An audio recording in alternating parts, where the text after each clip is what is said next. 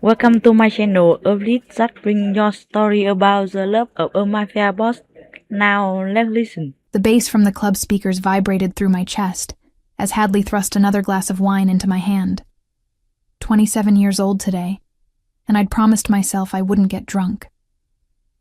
That promise died somewhere around the second bottle we'd ordered for the table. "To Camille," Hadley shouted over the music, her auburn hair wild around her flushed face. The most uptight assistant in the entire city, finally letting loose for once in her boring life. I laughed despite the insult, because she wasn't wrong. 2 years working as Raphael Anderson's executive assistant had turned me into a woman of schedules and silence. I organized his life with military precision, never asking questions about the meetings that ran until 3 a.m. or the contracts written in language so deliberately vague it made my business degree weep. I kept my head down, my mouth shut, and my distance carefully maintained. Tonight was supposed to be different. Tonight I was just Camille, not the efficient shadow who kept Raphael's empire running. The wine was cheaper than I usually drank, sweet and deceptively smooth. I'd lost count after the third glass. The club lights painted everything in shades of blue and purple, making the world feel dreamlike and unreal. Hadley and our other 2 friends from college were dancing, their movements loose and uninhibited in ways I envied. I excused myself to the restroom, navigating through bodies pressed too close together. The bathroom was a welcome respite from the noise, fluorescent lights harsh after the club's moody lighting. I splashed water on my face, studying my reflection. Dark hair escaped from what had been a neat ponytail hours ago. My carefully applied makeup had smudged slightly, giving me a softer appearance than my usual professional polish. When I reached for my purse to reapply lipstick, my hand met empty air. Panic cut through the wine-induced haze instantly. I spun around, checking the counter, the floor, inside the stall I'd just left. Nothing. My purse was gone. My breath came shorter as reality crashed down. Everything had been in that bag. My wallet with all my cards and cash. My keys to the apartment I'd spent 2 years saving to afford. My identification. The spare phone charger. The small leather notebook where I kept personal notes separate from work. I stumbled back to our table, the music now oppressive rather than celebratory. Hadley was draped over some man I didn't recognize, giggling at something he whispered. Our other friends had disappeared into the crowd entirely.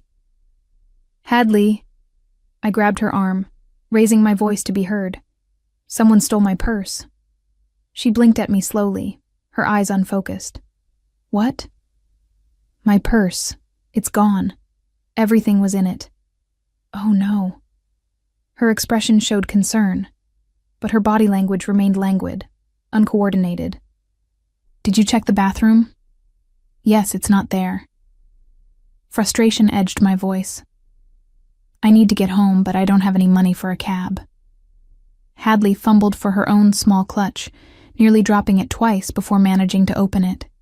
She pulled out a crumpled $5 bill. "This is all I have left. We can split it?" $5 wouldn't get me across town. I didn't even have my keys if I somehow made it to my building.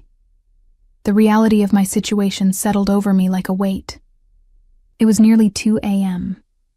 I was drunk, stranded, and vulnerable in a part of the city I didn't know well. I excused myself again, pushing through the crowd toward the exit where the air might be clearer. Outside, the October night was cold enough to make me wrap my arms around myself. My thin blouse and skirt had seemed adequate inside the overheated club, but offered no protection against the autumn wind.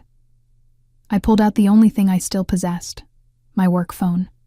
Raphael insisted I carry it at all times, a corporate leash I'd resented until this moment. The screen glowed bright in the darkness as I stared at it, my thumb hovering over his contact information. This was insane. I couldn't call my boss at 2 a.m. because I'd gotten drunk and lost my belongings.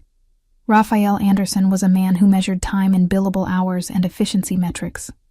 He barely acknowledged my existence beyond the tasks I completed. Our relationship was strictly professional, bounded by contracts and corporate hierarchy. But I had no one else. My parents had passed years ago. I had no siblings. My friends were as drunk as I was, scattered across a club I couldn't even name with certainty. The wine in my system made everything feel both urgent and impossible. My fingers moved before my brain could stop them, typing out a message that sober Camille would never have sent. "Come get me." I stared at the words for what felt like an eternity. 2 words. No explanation, no context, just a plea from an employee who'd never asked her employer for anything beyond her salary. The wine made me brave or stupid. I wasn't sure which. I pressed send. The message showed as delivered, then read almost immediately. My heart hammered against my ribs as I watched 3 dots appear, indicating he was typing. They disappeared. Appeared again. Disappeared. Finally, a response. "Where are you?" My hands shook as I typed the club's name, which I had to step back inside to read from a flyer on the wall. When I returned outside, another message waited. "Stay visible. Outside if possible. 20 minutes.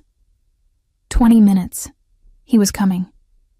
Raphael Anderson, the man who never arrived anywhere without advance notice and a detailed agenda, was driving across the city at 2 a.m. to collect his drunk assistant from a nightclub. I should have felt embarrassed. Should have been mortified by my unprofessional behavior. Instead, I felt a strange flutter of something I couldn't name as I waited on the curb, watching cars pass and checking my phone every 30 seconds. 18 minutes later, a sleek black car pulled up to the curb. I recognized it immediately as Raphael's personal vehicle, not one of the company cars he typically used. The passenger window rolled down, revealing his face in the glow of the streetlights. "Get in," he said simply. I climbed into the passenger seat, the leather still warm from the heater he must have been running. The interior smelled like his cologne, something subtle and expensive that I'd caught hints of when I entered his office with morning coffee or quarterly reports. He looked different than I'd ever seen him. His usually immaculate dark suit was rumpled, tie loosened, top button undone. His hair, normally styled with precision, fell slightly across his forehead. At 34, he maintained the kind of controlled appearance that came from discipline and money. Tonight, he looked almost human. "What happened?" he asked, pulling back into traffic with practiced ease. The combination of wine and relief made words spill out before I could filter them. "Someone stole my purse. Everything was in it. My wallet, my keys, my ID. I couldn't get home and my friends were too drunk to help and I didn't know who else to call and I'm sorry. I shouldn't have bothered you. This is completely inappropriate and unprofessional and... Camille." His voice cut through my rambling, not harsh but firm. "It's fine. Are you hurt?" The question surprised me. "No, just drunk and stupid." "Just drunk," he corrected. "Not stupid. You had one viable option and you took it. That's practical, not stupid." I turned to look at him properly for the first time. In 2 years of working together, I'd never seen this expression on his face. Something softer than the mask of corporate authority he wore like armor. "You were asleep, weren't you? I woke you up." "I don't sleep much." He changed lanes smoothly, heading toward the part of the city where I lived. "You said your keys were in the purse?" "Yes." The reality of that problem hit me freshly. "I can't get into my apartment." He was quiet for a moment, his jaw working as if considering options. "You'll stay at my place tonight. Tomorrow we'll deal with the locks and the rest of it." "I can't." I started to protest, but he cut me off. "Yes, you can. It's not a suggestion, Camille. It's 2 a.m., you're intoxicated, and you have nowhere else to go. We'll handle it like adults." He glanced at me briefly, before returning his attention to the road. "Have you eaten anything tonight besides alcohol?" The question made me realize how empty my stomach felt. "Not really. Some appetizers hours ago." He made a sound that might have been disapproval or concern. I'll make you something when we get there. You need food and water before you sleep, or tomorrow will be miserable. The casual way he said it, as if taking care of his drunk assistant at 2 a.m. was a normal Tuesday night activity, made something warm spread through my chest that had nothing to do with the wine. We drove in silence for a while, the city lights blurring past the windows. I leaned my head against the cool glass, watching buildings slide by. Raphael's apartment was in the opposite direction from mine, in the part of town where old money and new power intersected. "I'm sorry," I said quietly, "for disturbing your night, for being unprofessional, for—" "Stop apologizing." His voice was gentle but firm. "You've worked for me for 2 years without a single mistake, without asking for anything, without causing a single problem. You're allowed one night where you need help." The words settled over me like a blanket. I'd never heard him speak to me this way, with this tone that suggested I was a person rather than a position. At the office, our interactions were efficient and distant. He gave instructions, I executed them. He asked for reports, I provided them. We existed in carefully maintained professional boundaries. This felt different. This felt dangerous. "How did you leave work?" I asked, suddenly curious. "You're still wearing your suit." "I was reviewing contracts when you texted." He turned onto a quieter street lined with upscale buildings. "I left immediately." "You didn't have to do that." "Yes," he said simply. "I did." We pulled into an underground parking garage beneath a building of glass and steel. Raphael parked in a spot marked with his name, then came around to open my door. I managed to stand without stumbling, though the world tilted slightly when I moved too quickly. He kept a hand at the small of my back as we walked to the elevator, a steadying presence that felt more intimate than it probably should have. The elevator opened directly into his penthouse apartment. No hallway or intermediate floor between the garage and his private space. The apartment was exactly what I would have expected. Minimalist furniture in shades of gray and black, floor-to-ceiling windows overlooking the city, art that probably cost more than I made in a year. But there were also unexpected details. Books stacked on the coffee table, a forgotten coffee cup on the kitchen counter, a jacket draped over the back of a chair, signs of actual life rather than showroom perfection. "Sit," Raphael indicated the kitchen island, as he shrugged out of his suit jacket and rolled up his sleeves. "Water first, then food." I obeyed, climbing onto one of the modern bar stools and accepting the large glass of water he placed in front of me. I drank half of it immediately, the cold liquid soothing my wine-dried throat. He moved around the kitchen with surprising competence, pulling ingredients from the refrigerator and cabinets. Within minutes, the scent of eggs and toast filled the air. I watched him work. This man who controlled boardrooms and commanded million-dollar deals, making scrambled eggs in his home kitchen at 2:30 a.m. for his drunk assistant. "You cook," I observed, stating the obvious because my alcohol-fogged brain couldn't manage anything more profound. "I live alone. The alternative is starving or eating takeout every night." He plated the eggs and toast, setting them in front of me along with a fork. "Eat, all of it." The food was simple but perfect, exactly what my stomach needed. I ate slowly, aware of him watching me with an expression I couldn't quite read. Concern? Curiosity? Something else entirely? "Thank you," I said between bites. "For coming to get me. For this." I gestured at the food. "For not being angry." He leaned against the counter across from me, his own glass of water in hand. "Why would I be angry?" "Because this is inappropriate. Because I'm your employee and I got drunk and called you in the middle of the night like you're my personal rescue service. Camille." He said my name in a way that made me look up from my plate. "You've never asked me for anything in 2 years. Not a favor, not special treatment, not even a day off when you had that terrible flu last winter and came to work anyway because we had the merger presentation." I remembered that week. I'd been running a fever of 102, But the Westbrook merger had been the most important deal of Raphael's year. I'd taken cold medicine and powered through. "That was my job," I said. "No, that was you going beyond your job because you understood what was at stake." He set down his water glass.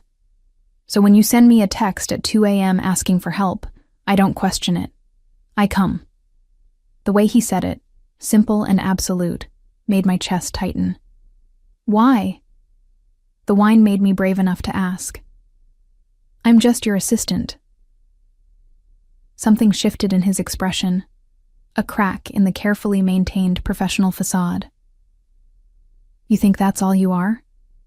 The question hung in the air between us, heavy with implications I wasn't sober enough to fully process. I opened my mouth to respond, but he shook his head. "Finish eating. We'll talk tomorrow when you're not drunk."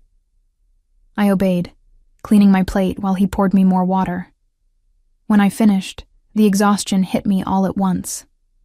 The emotional roller coaster of the evening combined with the wine and the late hour left me barely able to keep my eyes open. Raphael noticed immediately. "Guest room is this way." I followed him down a hallway to a bedroom that was smaller than the master, but still more luxurious than my entire apartment. He pulled back the duvet on the bed, revealing pristine white sheets. "Bathroom is through there." He pointed to a door. "There's a new toothbrush in the drawer and anything else you might need. I'll leave some clothes outside the door for you to sleep in." "Raphael." I caught his arm as he turned to leave, the first time I'd ever touched him outside of accidental contact while handing over documents. "Thank you. Really." He looked down at where my fingers rested on his forearm, then back up to my face. For a moment, I thought he might say something significant, something that would change the careful balance of our relationship. Instead, he just nodded. "Get some sleep, Camille. Tomorrow we'll fix everything." He left, closing the door quietly behind him. I stood there for a moment, processing everything that had happened. Then I used the bathroom, brushed my teeth with the promised new toothbrush, and found the clothes he'd left outside the door. A soft t-shirt and sleep pants that smelled faintly of his laundry detergent. I climbed into the bed, sinking into sheets with a thread count I could only dream of affording. The pillow was perfect, the room temperature ideal. But sleep didn't come immediately despite my exhaustion. Instead, I replayed the evening. The fear when I realized my purse was gone. The desperate decision to text Raphael. The way he'd come without hesitation, without judgment. The gentleness in his voice as he'd made me food and offered me shelter. The question he'd asked echoed in my mind. "You think that's all you are?" What else could I be? I was competent at my job, efficient and reliable. But I'd never thought of myself as anything more than a useful employee to Raphael Anderson. He was my boss, nothing more. Except tonight he'd felt like something else entirely. Tonight he'd felt like someone who cared. The thought scared me more than losing my purse had, because wanting anything from Raphael Anderson beyond a paycheck was dangerous territory. He was powerful, complicated, involved in business dealings I didn't fully understand. Getting close to him would mean stepping into a world I'd deliberately kept at arm's length. But as I drifted toward sleep in his guest room, wearing his clothes and full from the food he'd made, I couldn't deny the truth any longer. I'd been keeping my distance from Raphael for 2 years, not because I didn't care, but because I cared too much. Because every morning when I brought him coffee, every late night when we worked through contracts together, every rare moment when he smiled at something I said, I felt the danger of falling for a man I could never have. Tonight, that carefully maintained distance had shattered with 2 words. "Come get me." And he'd come. Without hesitation, without questions, he'd driven across the city to save me. Tomorrow I'd have to face him sober. Tomorrow I'd have to rebuild the professional boundaries I'd maintained so carefully. Tomorrow I'd pretend this night had meant nothing. But tonight, as sleep finally claimed me, I let myself imagine a different possibility, a world where that question, "You think that's all you are?" had an answer that changed everything. I woke to sunlight streaming through unfamiliar windows and a headache pounding behind my eyes like a bass drum. For a disorienting moment, I couldn't place where I was. The sheets were too soft, the room too quiet, the ceiling too high. Then memory crashed back in waves. The club, the stolen purse, the desperate text message. Raphael appearing like some dark-suited savior at 2 a.m. Oh God. I sat up too quickly, immediately regretting it as the room spun. I pressed my palms against my eyes, trying to organize the fragments of last night into something coherent. I'd drunk texted my boss. He'd driven across the city to collect me. I'd slept in his guest room wearing his clothes. The professional mortification was overwhelming. I stumbled to the bathroom, splashing cold water on my face and trying to make my hair look less like a bird's nest. My reflection in the mirror showed exactly what I felt like. A woman who'd made spectacularly poor decisions and now had to face the consequences. The clothes Raphael had left for me last night sat folded on the bathroom counter. His t-shirt hung loose on my frame. The sleep pants rolled at the waist to keep them from falling off. I looked ridiculous, but I had no other options. When I finally gathered enough courage to leave the bedroom, I found Raphael in the kitchen, dressed in dark slacks and a crisp white shirt, sleeves rolled to his elbows. He was reading something on his tablet while drinking coffee from a simple black mug. He looked up when I entered, his expression unreadable. "Good morning. How's the head?" "Survivable."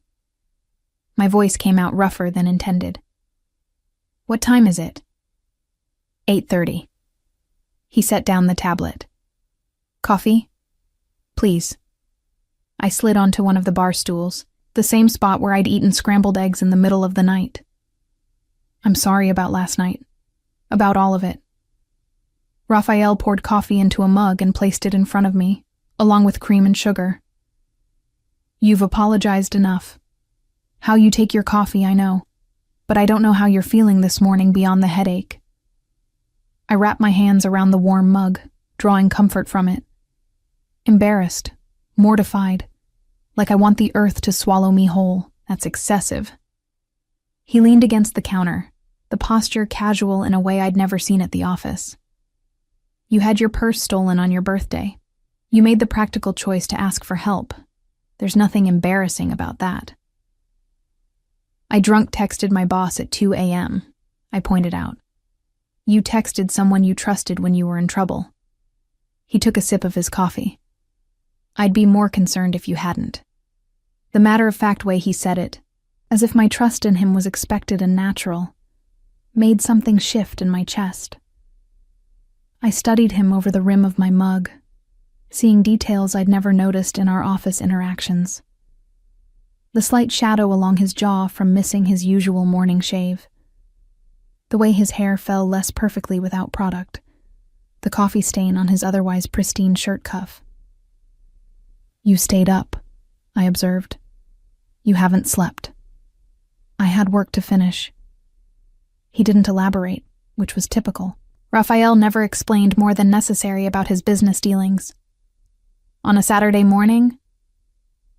"Business doesn't stop for weekends, Camille. You know that better than most." He set down his mug. "I've already made arrangements to have your locks changed. A locksmith will meet us at your apartment in an hour.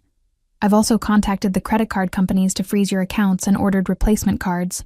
They'll arrive by Monday." I stared at him, processing. "You did all that this morning?" "I did it last night while you slept." He pulled out his phone, tapping through screens. "I also filed a police report about the theft and contacted 3 banks to dispute any fraudulent charges if your cards were used. Your new driver's license can be processed Monday morning if you come into the DMV with me. I know someone there who can expedite it." Of course he did. Raphael Anderson knew someone everywhere, had connections that spiderwebbed through the city in ways I'd never fully mapped.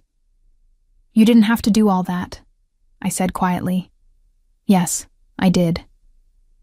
He looked up from his phone, his dark eyes direct. You're my responsibility. I'm your employee. You're more than that. The words hung between us, an echo of last night's loaded question. I wanted to push, to ask what he meant, but the intensity in his gaze made me look away first. I need to call my friends, I said, changing the subject to safer ground. They're probably worried. One of them texted your work phone around 3 a.m., Hadley Carter. I responded that you were safe and would contact her today. He slid my phone across the counter. The battery was low, so I charged it. Everything. He'd thought of everything. While I'd been sleeping off wine and chaos, Raphael had systematically solved every problem my stolen purse had created. The efficiency was characteristic, but the care behind it felt like something new. Thank you. The words felt insufficient for everything he'd done.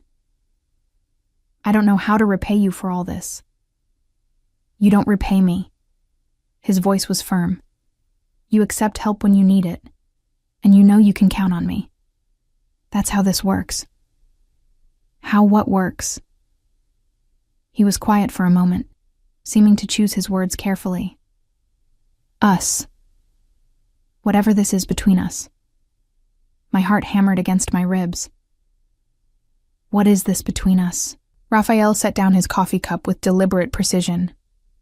That's what we need to figure out. But not on an empty stomach. Breakfast first, then we'll deal with your apartment, then we'll talk. The promise of that conversation loomed over breakfast like a storm cloud, both terrifying and thrilling. He made omelets this time, moving through his kitchen with the same controlled efficiency he brought to everything. I watched his hands as he worked, capable hands that signed contracts worth millions, and apparently also whisked eggs. You're staring, he observed without looking up. Sorry. I wasn't, but social convention demanded I pretend. I just never pictured you as someone who cooks. Most people don't picture me as someone who does anything normal. He plated the omelet and set it before me. They see the suits and the boardrooms and assume that's all there is. Is it? I asked, then immediately regretted the boldness. But Raphael just smiled, a rare, genuine expression that transformed his typically stern face. If it was, I wouldn't have left an important contract review at midnight to pick up my assistant from a nightclub. Why did you? The question emerged before I could stop it, raw and honest. Really? He sat across from me with his own plate, his eyes holding mine. Because when I saw your text, the only thing I could think about was getting to you. Everything else stopped mattering. The confession hung in the air between us, more intimate than if he'd touched me. I set down my fork, my appetite forgotten. Raphael, Eat first, he interrupted gently. This conversation requires energy, and you need food. I obeyed, though the omelet could have been cardboard for all I tasted it. My mind was spinning with implications, with possibilities I'd never allowed myself to consider. After breakfast, we took his car to my apartment across town. The drive was quieter than last night, tension replacing the wine-induced haze. Raphael kept his attention on the road, but I felt hyper-aware of his presence, of the small space separating us. My building looked shabbier in daylight than it had at night. The brick facade needed cleaning, the front door hung slightly crooked on its hinges, and the intercom system had been broken for months. Standing next to Raphael, seeing it through his eyes, I felt the full weight of the class divide between us. It's not much, I said defensively. It's yours. He helped me out of the car. That's what matters. The locksmith he'd arranged was already waiting, a competent-looking man with a van full of equipment. Raphael handled the interaction, explaining what was needed while I stood uselessly by, still wearing his oversized clothes. Inside my apartment, I felt both relief and embarrassment. Relief to be in my own space, embarrassment at what that space revealed. My one bedroom was roughly the size of Raphael's living room. The furniture was secondhand, the walls thin enough to hear neighbors, the kitchen barely large enough for one person to move comfortably. Raphael didn't comment on any of it. He simply waited while the locksmith worked, standing by my small window that looked out at the building next door. "This is going to take about an hour," the locksmith announced. "You folks want to wait or come back?" "We'll stay," Raphael answered before I could respond. Once we were alone in my apartment, the space suddenly felt too small, too intimate. Raphael's presence seemed to fill every corner, making the familiar feel foreign. "You can sit," I offered, gesturing to my worn couch. He sat, but his posture remained alert rather than relaxed. I perched on the opposite end, maintaining distance. "We should talk," he said finally. My heart rate picked up. "About what?" "About why you waited 2 years to ask me for help with anything." His gaze was direct, unflinching. "About why you've kept me at arm's length despite spending more time with me than with anyone else in your life." The observation cut too close to truth. "You're my boss. Professional boundaries are important." "They are," he agreed. "But that's not why you've maintained them so carefully. You've been afraid." "Of what?" "Of this." He gestured between us. "Of admitting there's something here beyond professional obligation." I couldn't breathe properly. "Raphael, let me finish." His voice was gentle but firm. "I hired you 2 years ago because your resume was perfect. You were efficient, qualified, exactly what I needed. But within the first month, I realized I'd made a mistake." The words felt like a punch to the stomach. "You want me to resign?" "No." He leaned forward, his intensity focused entirely on me. I realized I'd hired someone I couldn't stop thinking about.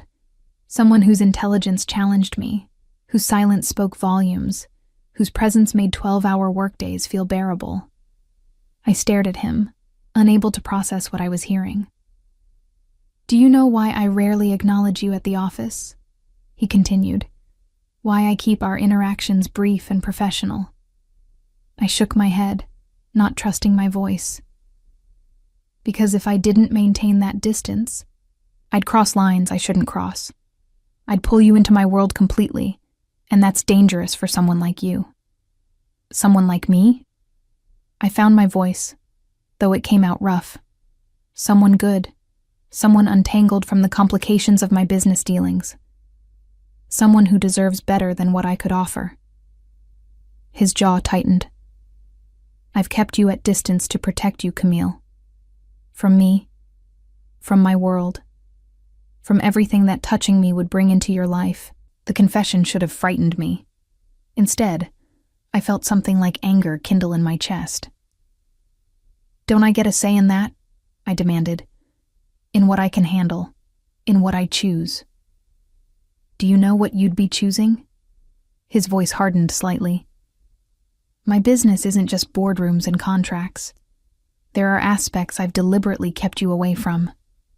People who would use anyone close to me as leverage. Complications that would compromise the safe, quiet life you've built here." I laughed, the sound bitter. "Safe? My purse was stolen last night. My safe, quiet life left me stranded and vulnerable. The only safety I felt was when you showed up." Something shifted in his expression. "Camille, for 2 years I've told myself I was maintaining professional distance." I interrupted, my voice shaking. "But you're right. I was afraid. Not of your business or your world. I was afraid of wanting you, of caring about you beyond what was appropriate, of lying awake at night thinking about you when I should have been thinking about anything else." Raphael went very still. "You've wanted me?" The vulnerable note in his voice, so at odds with his usual control, made me brave. "Yes." The admission felt like jumping off a cliff. Every day, every late night we've worked together, every brief moment you've smiled at something I said, every time your hand brushed mine passing documents. I've wanted you so much it terrified me. He stood, crossing the small space between us in 2 strides. I looked up at him, my heart hammering. "If we do this," he said, his voice low, "there's no going back to how things were. No pretending, no more distance." "I don't want distance," I whispered. "Not anymore." His hand came up to cup my face, thumb brushing across my cheekbone with unexpected gentleness. "I can't promise easy, Camille. My life is complicated." "I don't need easy." I reached up, covering his hand with mine. "I need real." He kissed me then, and it felt like everything I'd imagined, and nothing like it at the same time. His lips were firm but gentle, questioning rather than demanding. I responded instinctively, my hands finding their way to his shoulders, feeling the solid muscle beneath his shirt. When we broke apart, both breathing harder, he rested his forehead against mine. "This changes everything," he murmured. "I know." And I did.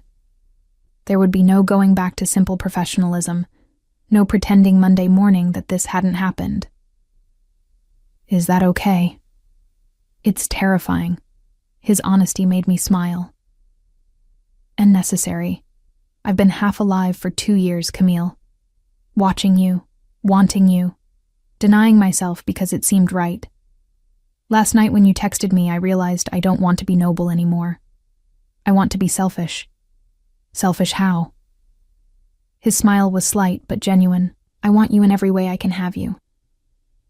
As my assistant, yes, but also as my partner. Someone who knows my world and chooses to be in it anyway. Someone who sees the complications and stays." The intensity of his words should have overwhelmed me. Instead, I felt clarity settle over everything. "I'm staying," I said simply. The locksmith's knock on the door interrupted whatever Raphael might have said next. He stepped back, giving me space as I answered.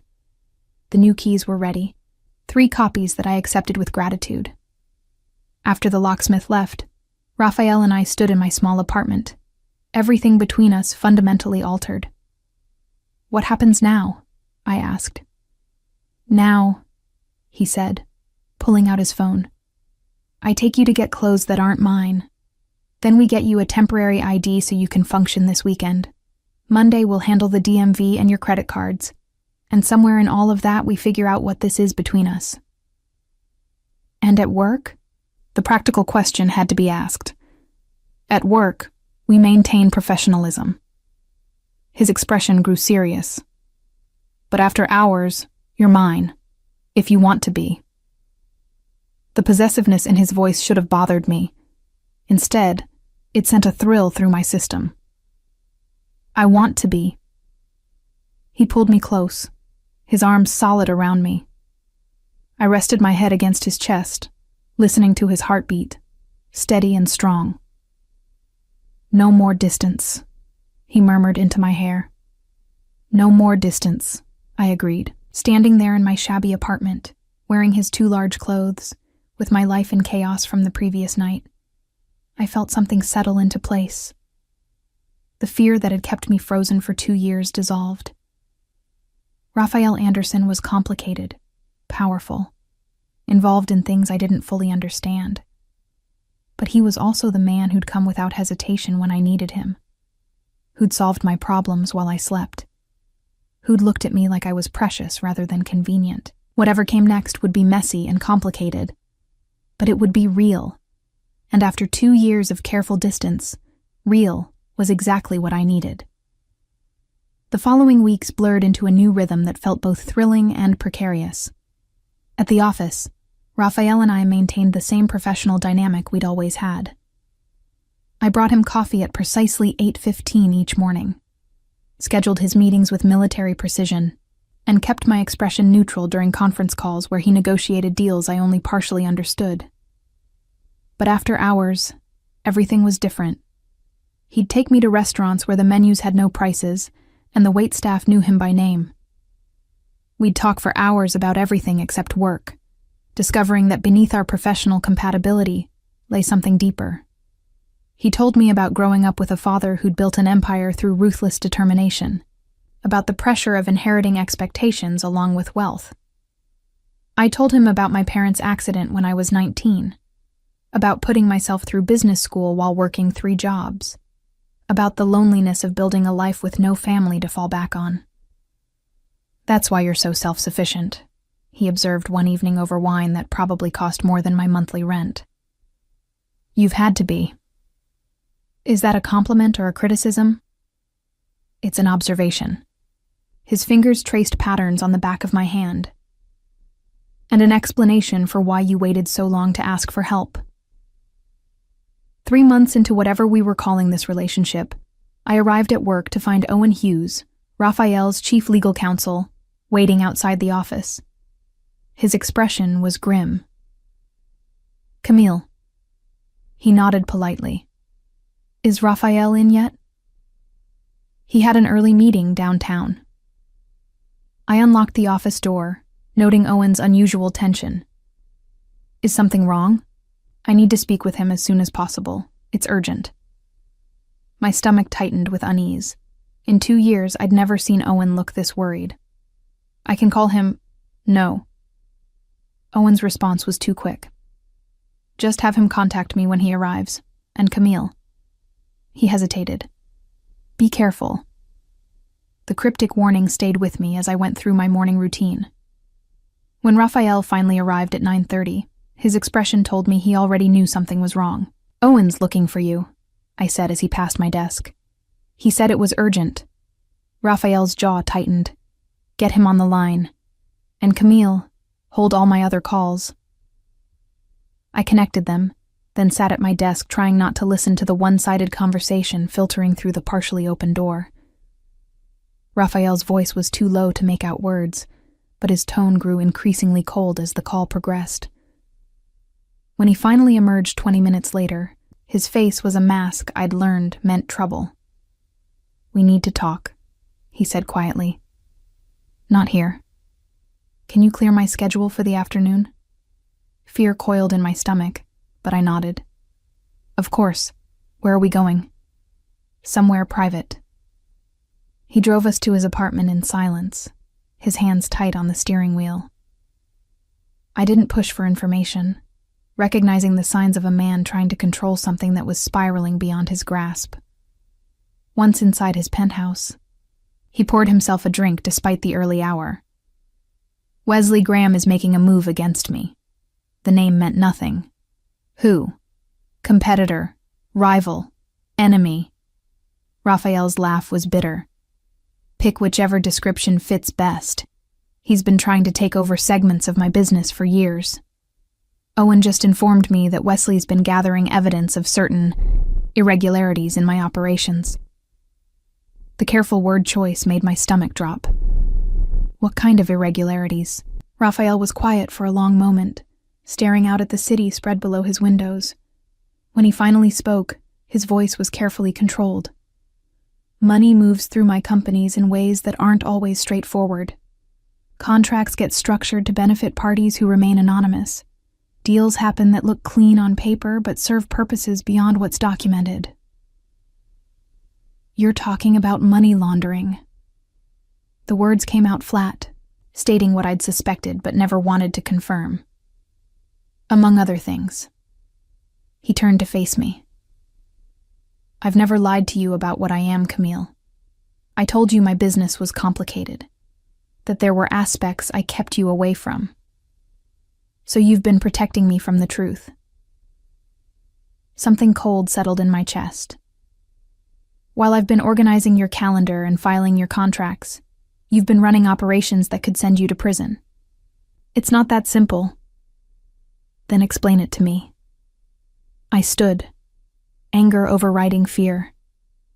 "Make me understand how the man who makes me breakfast and talks about building a future together is the same man who's apparently involved in criminal activities." Raphael set down his drink with deliberate care. "My father built this empire in a different time, when the lines between legal and illegal were more blurred. When he died, I inherited not just businesses but obligations. Relationships with people who don't accept being cut off, Deals that can't be unwound without consequences. So you just continued? My voice rose. You could have walked away, cleaned everything up. And do what? His voice hardened. Watch everything my father built collapse? Leave the people who depend on me vulnerable? It's easy to judge from the outside, Camille, but the reality is more complicated than your moral absolutes allow for. The words stung because part of me understood. I'd seen enough of Raphael's world to know it wasn't simple, that power came with obligations that couldn't be easily discarded. But understanding didn't mean accepting. What does Wesley Graham want? I asked, trying to focus on the immediate problem. To destroy me. Raphael's expression was bleak. He's been feeding information to federal investigators, building a case that could take down not just me, but everyone connected to my operations. Everyone? The implication hit me. Including the people who work for you? Potentially, yes. His gaze was direct. Which is why I'm telling you this now. You need to decide whether you can live with who I am, what I do. Because if Wesley succeeds, association with me will become dangerous. I sank back onto the couch, my mind racing. What can you do? Can Owen defend you? Owen's a lawyer, not a magician. If Wesley has solid evidence, legal defense only goes so far. Raphael moved to sit beside me. But there might be another option. What option? Fight back. His voice was cold. Wesley's not clean either. No one at our level is.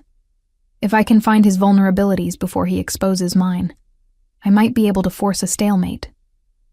The calculated way he said it made me realize how different his world truly was from mine. This wasn't about right or wrong. It was about power, leverage, survival. What would that look like? I asked quietly. Fighting back? Digging into his operations, finding the irregularities he's hidden, building a case of mutually assured destruction so he backs off. Raphael's hand found mine. It would require resources, time, and someone I trust absolutely to help coordinate it. Understanding dawned. You want me to help. I need you to help. His grip tightened. You know my operations better than anyone except Owen. You've seen the files, organized the meetings, connected the pieces. You're the only person I trust with this. The request should have horrified me, should have sent me running from his apartment and his life. Instead, I felt something else entirely. A fierce protectiveness that overrode my moral reservations. If I help you, I said slowly, I'm complicit. I become part of whatever you're doing instead of just adjacent to it. Yes. He didn't soften the truth. And if this goes wrong, you could face consequences too. Which is why I'll understand if you want to walk away now. I'll give you a generous severance, excellent references, and ensure you're completely separated from anything that might implicate you. It was the second time he'd offered me an out, an escape from the complications of his world. The first time, I'd chosen to stay for selfish reasons, for the connection between us. This time, the stakes were infinitely higher. I thought about the past 3 months, the way Raphael looked at me like I was the only real thing in his carefully constructed world.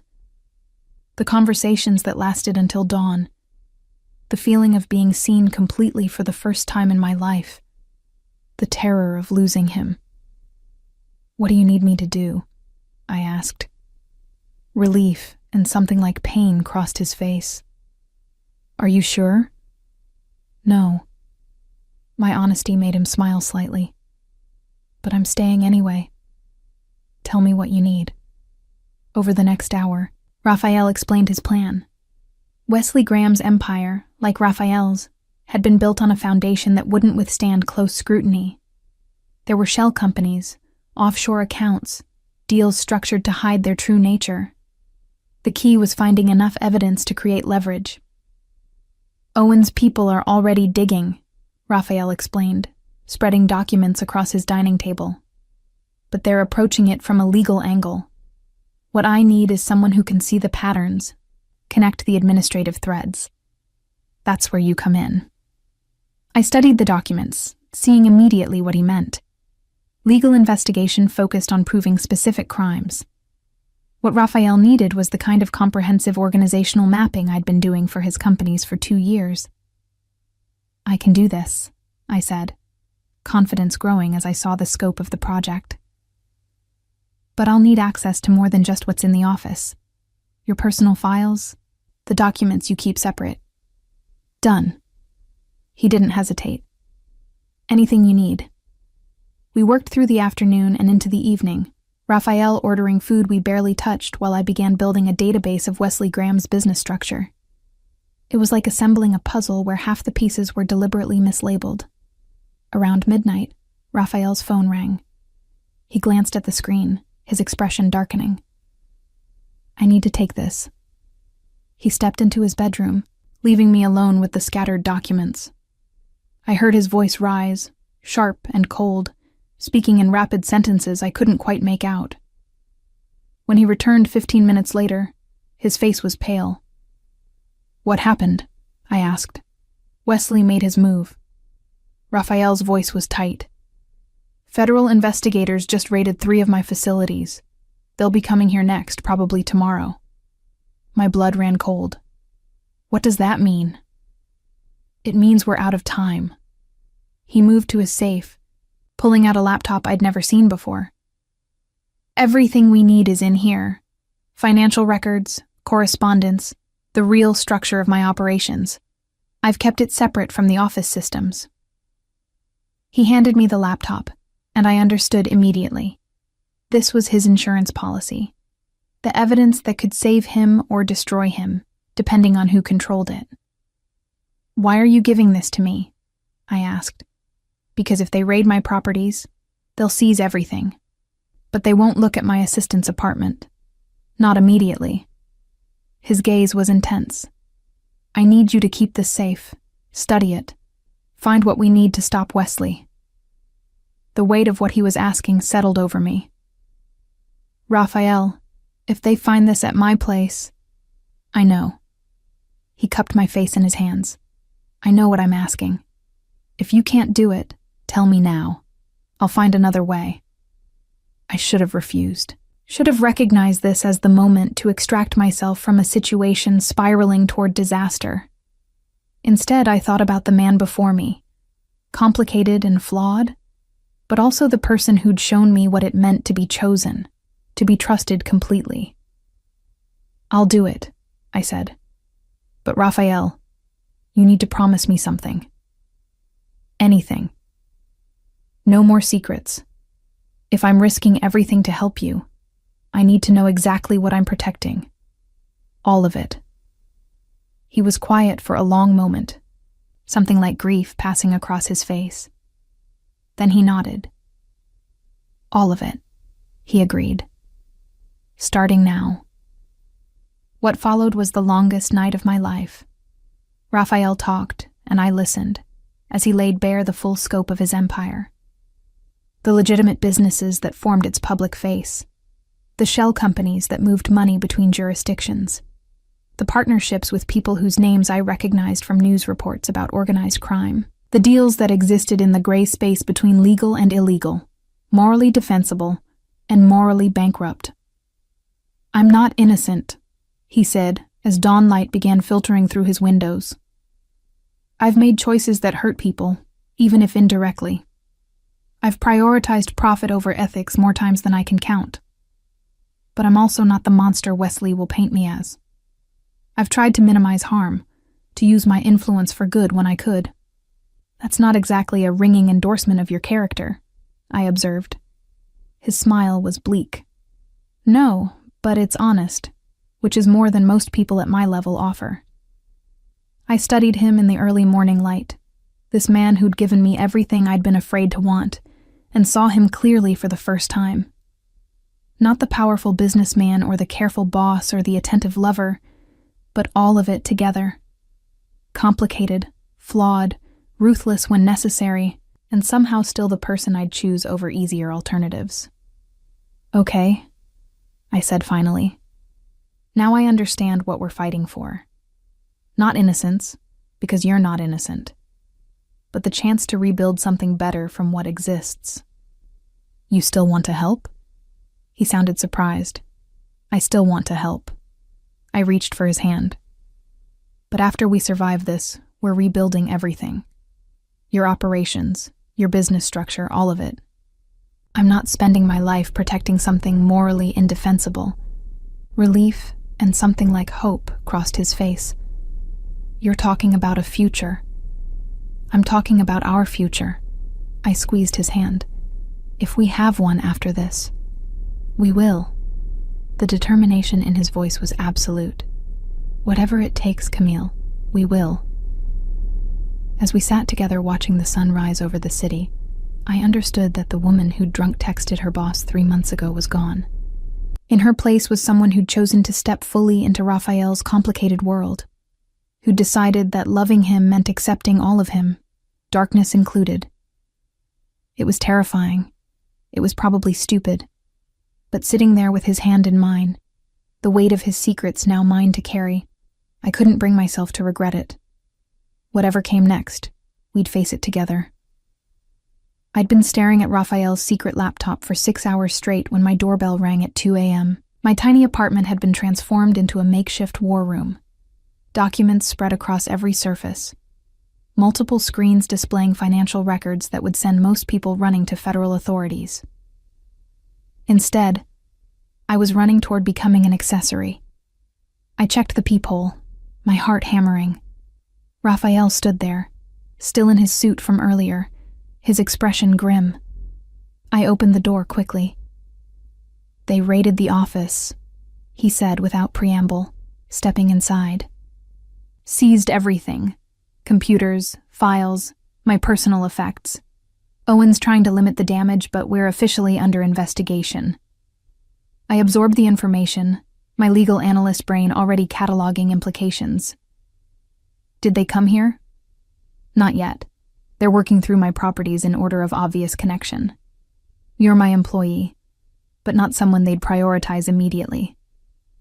He looked around at my organized chaos. What have you found? I gestured to my makeshift command center. Wesley Graham is smarter than we thought. His company structure is layered like an onion, each shell protecting another shell. But he got cocky. I pulled up a document on my laptop. 3 months ago, he acquired a logistics company in Delaware. On paper, it looks clean. But if you trace the ownership backward through 4 holding companies, it connects to a freight operation that's been flagged by customs 17 times for suspicious shipments.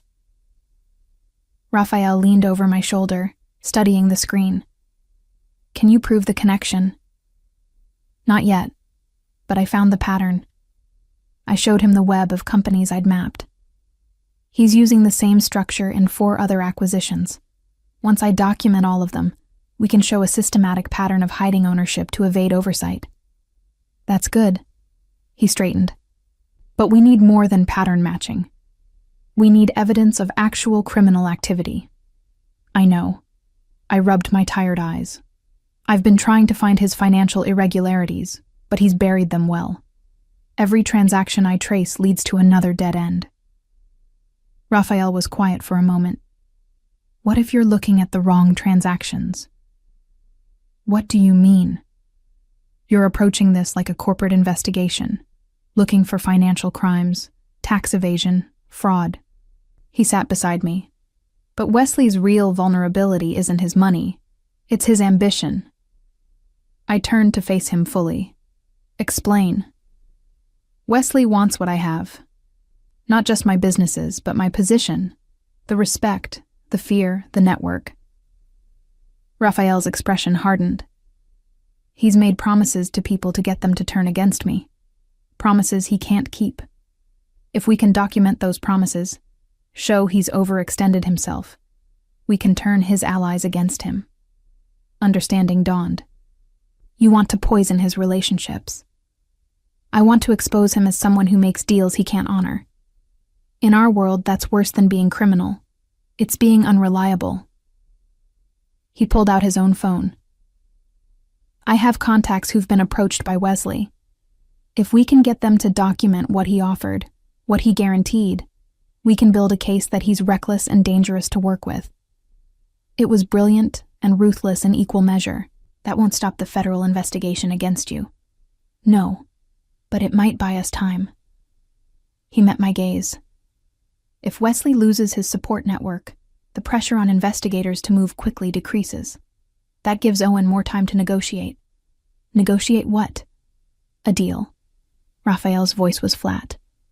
I cooperate with certain aspects of their investigation, provide information on other players, in exchange for reduced charges. It's not ideal, but it's survival. The casual way he discussed betraying criminal associates should have horrified me. Instead, I felt only cold pragmatism. This was the world we'd chosen to fight in. Morality was a luxury we couldn't afford. Okay. I turned back to my screens. Give me the names of Wesley's potential allies. I'll cross-reference them with the documents here, see if I can find evidence of his promises. We worked through the night, Raphael making phone calls while I built profiles of every person Wesley had approached. By dawn, we had 12 testimonials, all documenting outlandish promises Wesley had made to secure support against Raphael. He told Marcus Chen he'd get exclusive shipping contracts for the entire East Coast, Raphael reported, reading from his notes. Chen knows that's impossible. No one has that kind of control, but Wesley sold it convincingly enough that Chen agreed to provide testimony against me. Can you get Chen to recant? I asked. Maybe. If I can show him Wesley's promises are vapor. Raphael looked at what I'd compiled. This is good work, Camille. Really good. The praise warmed me despite my exhaustion. I'm just connecting dots. You're the one who knew where to look. We make a good team. His hand found the back of my neck, massaging the tension there. But you need rest. You've been at this all night. So have you. I'm used to it. His phone buzzed. He glanced at it, his expression darkening. Owen, I need to take this. He stepped into my small bathroom for privacy. I used the break to stand and stretch, my body protesting hours of immobility. Through the thin walls, I could hear my neighbor's television, a morning news show discussing something that seemed impossibly distant from my current reality. When Raphael emerged, his face was carefully neutral, which I'd learned meant bad news he was trying to control. What happened? I asked. The investigators want to interview you. His voice was tight. Tomorrow at 10 a.m. They're calling in everyone who works closely with me. My stomach dropped. What should I tell them? The truth, mostly. He moved closer. You're my assistant. You organize my schedule, file my paperwork, handle routine correspondence. You don't know the details of my business dealings beyond what's necessary for your job. But I do know. I gestured at the laptop surrounding us. I've spent the past 18 hours learning exactly how your empire works. They don't know that. His hands came to rest on my shoulders. Camille, when they interview you, you need to be the efficient assistant who follows orders without questioning them, not the woman who spent the night building a counterintelligence operation. You want me to lie to federal investigators. I want you to protect yourself. His grip tightened slightly. This is already dangerous enough. If they realize how deeply you're involved in helping me, you could face charges too. The concern in his voice was genuine, but so was my understanding of the situation. If I lie and they catch me, it's worse than if I'm honest about being your assistant but vague about details. Then be vague. He pulled me closer. Be the woman who shows up, does her job well, and goes home without involving herself in anything questionable. I stopped being that woman the moment I agreed to help you, I pointed out. Raphael's expression softened. I know, and I'm sorry for putting you in this position. Don't apologize for something I chose. I rested my forehead against his chest. Just tell me how to get through tomorrow without making things worse. We spent the next hour rehearsing, Raphael playing the role of hostile investigator, while I practiced answering questions in ways that were technically truthful, but revealed nothing useful. It felt like learning a new language, one where every word had to be weighed for potential consequences. "What is your relationship with Mr. Anderson?" Raphael asked in a cold, official tone. "He's my employer. I've been his executive assistant for 2 years. And outside of work?" I hesitated, and Raphael broke character. "That's where it gets tricky. They'll have seen us together at restaurants, maybe even have photos. Denying a personal relationship will backfire if they have evidence. So, I admit we're involved?" "You admit to a professional relationship that evolved into something personal." He chose his words carefully. "But you maintain that you know nothing about the business aspects they're investigating. Your relationship is separate from his work." Will they believe that? Probably not. His honesty was brutal. But it's defensible. A lot of people date their bosses without becoming involved in criminal enterprises. The clinical way he said it made me laugh despite the situation. "Is that what we're doing? Dating?" "That's the least complicated word for it." A slight smile crossed his face. "Among other options that would sound worse to federal investigators." My phone buzzed with a calendar reminder I'd set days ago. Raphael's mother's birthday was in 2 days. The normalcy of the reminder in the midst of our current crisis felt surreal. "Your mother's birthday is Wednesday," I said. "Did you want me to order flowers like last year?" Raphael blinked, clearly having forgotten entirely. "Camille, we're in the middle of a federal investigation. My mother's birthday is the least of our concerns. Maintaining normalcy is important. I made a note to order flowers anyway. If you suddenly stop doing routine things, it looks like consciousness of guilt." He studied me with an expression I couldn't quite read. "How are you this calm?" "I'm not calm. I'm terrified." I met his gaze steadily. "But falling apart won't help either of us, so I'm focusing on what I can control." "Which is?" "Preparing for tomorrow, building our case against Wesley, keeping your life running despite the chaos." I gestured at my organized documents. "Being useful." Raphael pulled me into a kiss that tasted like desperation and gratitude in equal measure. "You're more than useful. You're essential." The words settled over me with unexpected weight. Essential. Not just to his business operations, but to his survival. The responsibility should have crushed me. Instead, it crystallized my resolve. "Then let's make sure we both survive this," I said against his lips.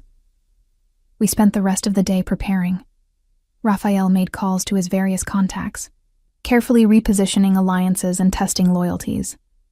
I continued mapping Wesley's operation, finding more evidence of promises that couldn't be kept, of a house of cards built on ambition rather than substance.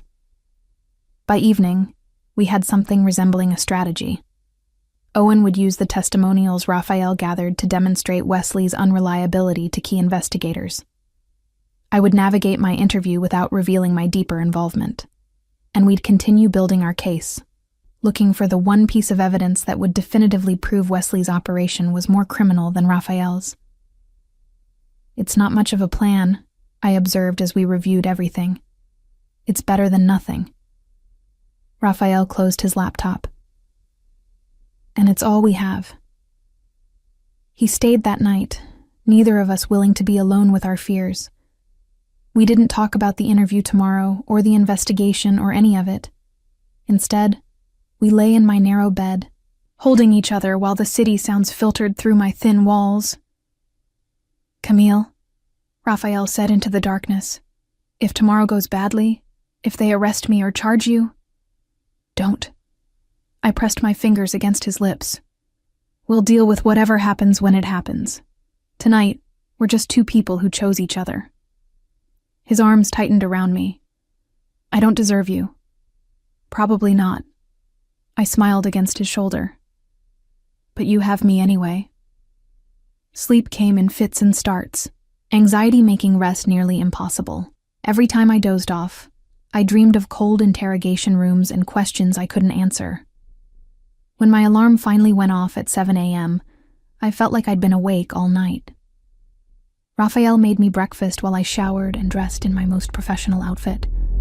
A navy suit I'd bought for job interviews years ago, conservative and forgettable. I needed to look like someone's assistant, not someone's partner in counterintelligence. "Remember," Raphael said as we finished eating. "Vague but truthful. Professional but not robotic. You're nervous because being interviewed by federal investigators is nerve-wracking, not because you're hiding something." I am hiding something. They don't know that. He squeezed my hand. "Trust yourself, Camille. You're smarter than anyone in that room will expect." The words carried me through the morning as I took a cab to the federal building downtown. Raphael couldn't accompany me without making things look worse. I was on my own. The waiting room was sterile and cold, designed to make people uncomfortable. I sat with my hands folded, practicing the breathing techniques Raphael had taught me, projecting calm I absolutely didn't feel. "Ms. Reyes?" A woman in a severe suit appeared in the doorway. "We're ready for you." I followed her into an interrogation room that matched every television show I'd ever seen. Metal table, uncomfortable chairs, mirror that was obviously one-way glass. 2 investigators waited, a man and a woman, both with expressions of professional neutrality. "Thank you for coming in, Ms. Reyes," the woman said. "I'm Agent Morrison. This is Agent Chen. We have some questions about your employment with Raphael Anderson." "Of course." I kept my voice steady. "I'm happy to help however I can. How long have you worked for Mr. Anderson?" 2 years. I started as his executive assistant in October 2 years ago. "And what does that position entail?" I explained my duties, keeping my answer focused on administrative tasks, scheduling meetings, managing correspondence, organizing travel. All true, all boring, all revealing nothing about the deeper operations. "Did you ever handle financial transactions for Mr. Anderson?" Agent Chen asked. "I processed expense reports and maintained some budgets, yes. But I didn't have direct access to accounts or authority to move money." Also true. Raphael had deliberately kept me away from the financial aspects that were most legally problematic. "What about meetings?" Agent Morrison leaned forward. "Did you attend meetings with Mr. Anderson?" "Sometimes to take notes. Mostly I scheduled them without attending." "Did the nature of these meetings ever concern you?" This was the trap question. I took a breath, considering my answer carefully. Mr. Anderson operates multiple businesses across various industries. Some meetings were confidential due to competitive concerns. That's normal in corporate environments. I met her gaze steadily. "If you're asking whether I suspected illegal activity, the answer is no. I organized his schedule. I didn't have insight into the strategic or legal implications of his business decisions." The lie tasted bitter, but it was defensible. A good assistant wouldn't question their employer's dealings beyond what was necessary for their job. The interview continued for another hour, Agent Morrison and Agent Chen probing for weaknesses in my story, trying to find inconsistencies or admissions. I stuck to my carefully rehearsed responses, playing the role of efficient employee who knew her place. Finally, Agent Morrison closed her notebook. "Thank you for your cooperation, Ms. Reyes. We may need to speak with you again." "Of course." I stood, relieved it was over. "I'm happy to help your investigation." As I left the federal building, my phone buzzed immediately. Raphael's text was brief. "How did it go?" "Fine," I typed back. "I'll explain when I see you." But as I walked back toward my apartment, I couldn't shake the feeling that fine was a temporary state. The investigation was far from over, and my interview had been just the opening move in a much longer game. A game where the stakes were our freedom, our future, and everything we'd risk to protect each other. 3 weeks after my federal interview, I'd become someone I barely recognized. By day, I maintained my role as Raphael's assistant, showing up to the office that had been partially returned to us after the initial raid. By night, I transformed into something else entirely. Strategist, investigator, the person building the case that might save us both. The toll showed in the mirror each morning. Dark circles shadowed my eyes despite concealer. I'd lost weight from skipped meals and stress. My hands trembled when I held coffee cups, a constant reminder of the adrenaline that had become my baseline state. Raphael noticed, of course. He noticed everything about me now. "You need to rest," he said one evening as we reviewed documents in his apartment. It had become our routine, working until midnight or later, then falling into exhausted sleep, tangled together like we could protect each other from what was coming. "I'll rest when this is over." I highlighted another suspicious transaction in Wesley Graham's financial records.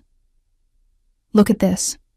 He moved $3 million through a shell company in the Caymans, the same week he promised Marcus Chen exclusive shipping contracts. He's funding his promises with money that doesn't exist in any legitimate account." Raphael studied the document, his expression calculating. "Can you trace where the money came from?" "Not yet, but I'm getting closer." I pulled up another screen. "He's been moving funds between accounts so quickly that he's leaving digital fingerprints.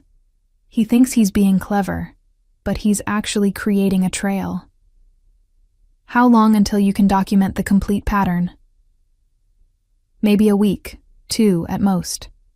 I rubbed my temples, fighting off the headache that had been my constant companion. The question is whether we have that much time.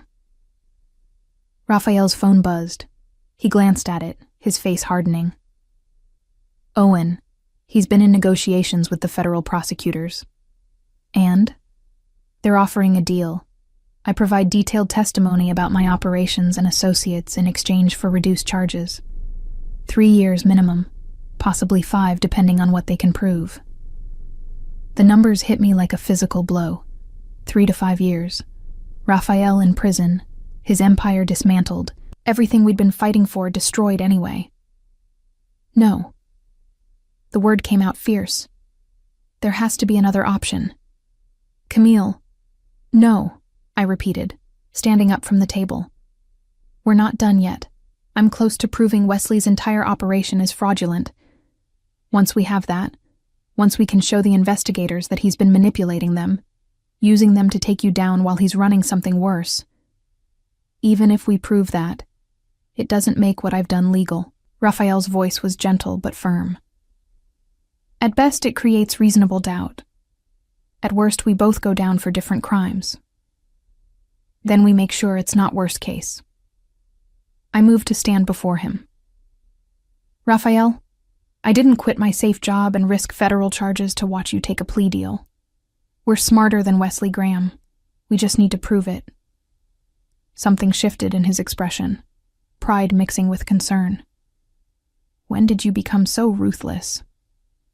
"The moment I chose you over easy." I leaned down, kissing him with an intensity born of desperation and determination. "Now stop talking about prison and help me find the connection we're missing." We worked until 3 a.m., fueled by coffee and stubbornness. And finally, buried in a subsidiary company's quarterly report, I found it. "Raphael." My voice was sharp with excitement. "Look at this." He came to stand behind me, reading over my shoulder. "What am I looking at?" "This logistics company Wesley acquired 3 months ago? The one I flagged for suspicious customs reports?" I pointed at a line item in their expenses. "They're paying rent on warehouse space in New Jersey. But according to public records, that warehouse is owned by the Volkov family." Raphael went very still. "The Volkovs. You know them?" "Everyone in our world knows them." His voice was grim. "Russian organized crime. They've been trying to expand into legitimate shipping for years. If Wesley's in business with them, then he's involved with people far more dangerous than anything you've done." I pulled up more documents. "And look at this. The rent payments started small, but they've tripled in the past month. Wesley's not just using their warehouse. He's partnering with them."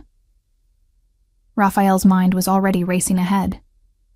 If we can prove that connection, if we can show investigators that Wesley is actively working with known organized crime figures, then suddenly your financial irregularities look a lot less interesting than his alliance with the Russian mob.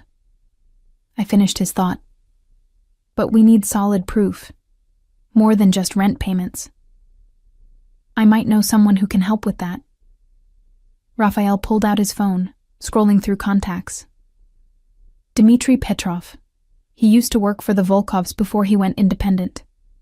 If anyone would know about their business arrangements, it's him. Can you trust him? No. Raphael's answer was honest.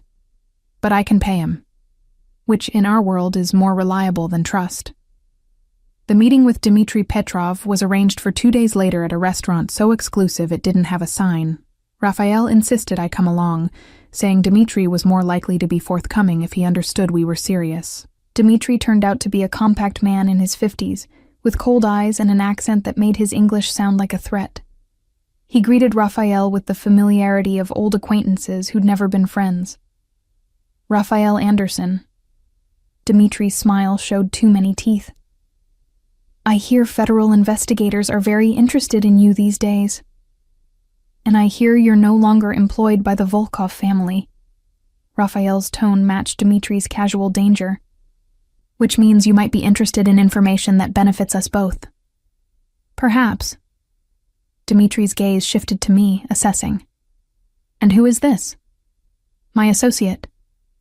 Raphael's hand found the small of my back, possessive. She's been investigating Wesley Graham's operations. Ah, Wesley. Dmitry's expression soured.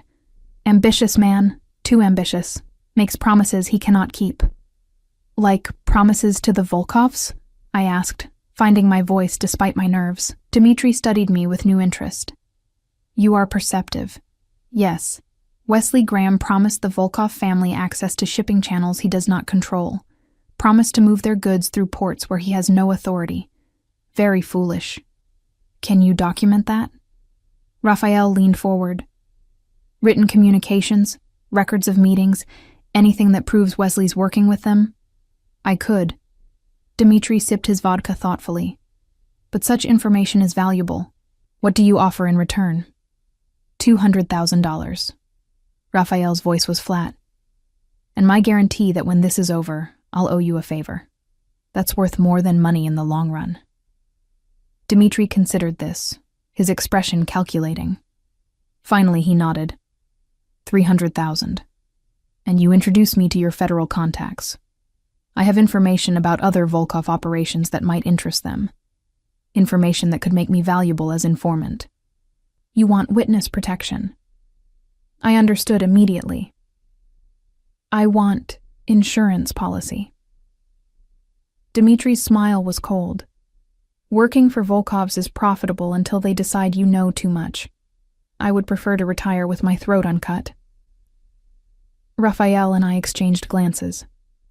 This wasn't what we'd expected, but it might actually be better. If Dmitry became a federal informant specifically about the Volkovs, his testimony about Wesley's connection to them would carry official weight. Deal, Raphael said. But we need the documentation within 48 hours. You will have it. Dmitry stood, extending his hand.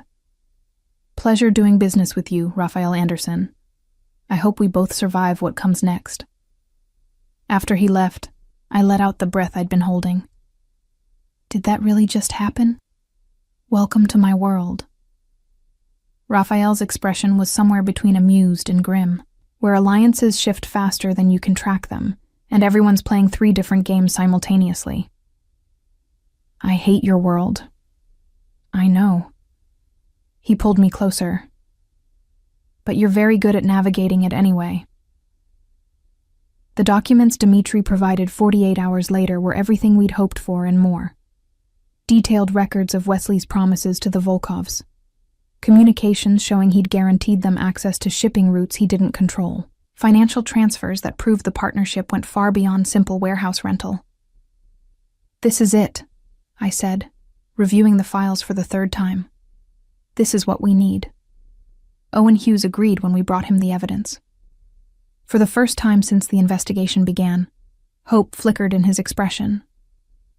"If we present this correctly," he said, spreading the documents across his conference table, "we can argue that Raphael was a target of convenience.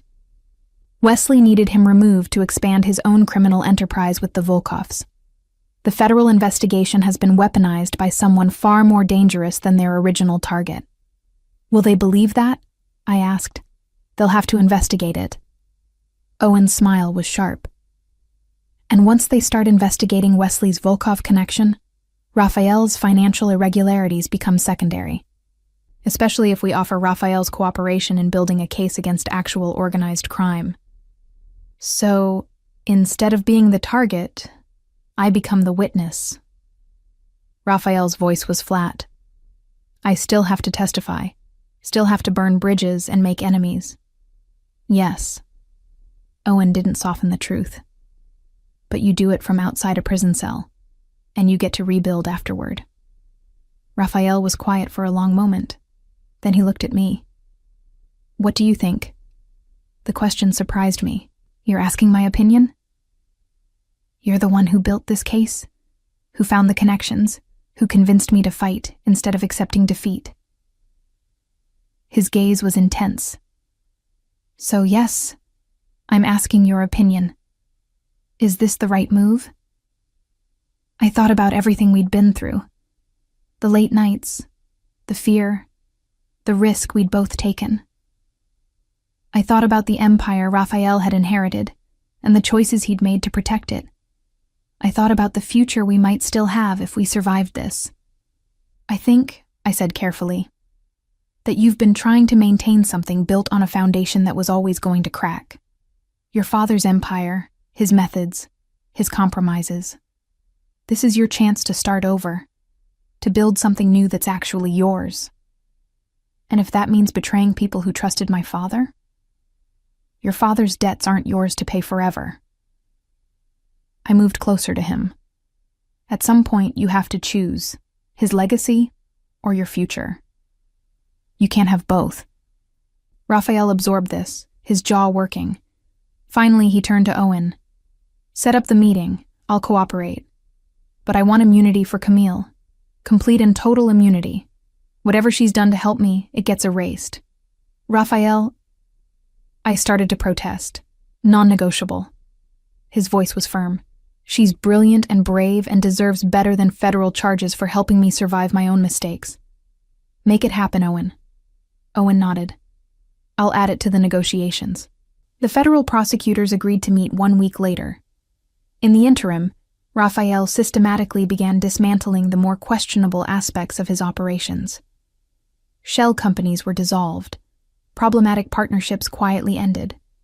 Financial structures reorganized to be as transparent as possible. "I should have done this years ago," he admitted one evening as we reviewed the changes. "Built things right from the start instead of inheriting my father's compromises." "You're doing it now." I squeezed his hand. "That counts." The night before his meeting with federal prosecutors, neither of us could sleep.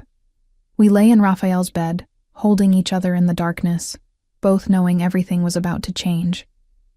"Whatever happens tomorrow," Raphael said quietly, "I want you to know something." "What?" "I hired you because your resume was perfect, efficient, qualified, exactly what I needed." His fingers traced patterns on my shoulder, "But I kept you because you made me want to be better. Not just better at business, but better as a person. You saw potential in me I'd forgotten existed." Tears pricked my eyes. "Raphael..." "Let me finish." His voice was gentle. "Tomorrow I might lose everything. My company, my reputation, my freedom if the deal falls through.